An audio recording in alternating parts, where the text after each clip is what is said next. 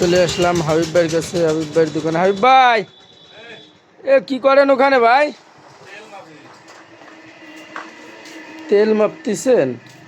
আচ্ছা ভাই, সবাইকে দেখি যে এমনি ডাইরেক্ট বোতলে মাপে, আপনি দেখি যে লিটারে একটা একটা করে মাপতেছেন। বিষয়টা কি ভাই, এভাবে মাপতেছেন কেন?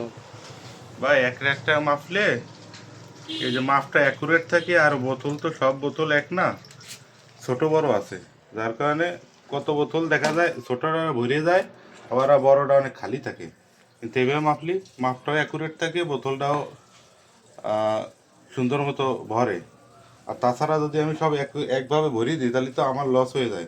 যেগুলো বড় ওইগুলো ভরিয়ে দিলে পরে আমার তেল শর্ট করে যায়, যেভাবে কিনে আনি, যেভাবে আমার মাইপে দেয়। যার কারণে আমি এভাবে মাপি। হ্যাঁ হ্যাঁ, ঠিক আছে আপনার ভাই, আপনার হিসাবটাই ঠিক আছে। দেখা যায় যে কত ক্ষেত্রে আপনার এই যে যারা তেলটা নেয় তাদেরও ক্ষতি হয়, যে বোতল ছোট হলে সেটাই কম যায়। তারপরে দেখা যায় রোদে বোতল থাকলে বোতল ফোলে এই তেলের চাপে। যখন ফোলে বোতলটা মোটা হয় তখন তেল আরও বেশি ধরে। অনেক মানুষ মনে করে যে তেল কম দেয়, তারপরে বোতল চিকন হয়ে যায়, মনে করে যে চাপি চাপে এগুলো করে। কিন্তু বিষয়টা ওরকম না, রোদে গেলে বোতল মোটা হয়ে যায় এবং এরকম চ্যাপ্টা হয়ে যায়। ভালো বোতল ছিল দেখছেন হ্যাঁ হ্যাঁ, কীরকম হয়ে গেছে এই রোদি থাকার কারণে। আচ্ছা ঠিক আছে ভাই, ধন্যবাদ।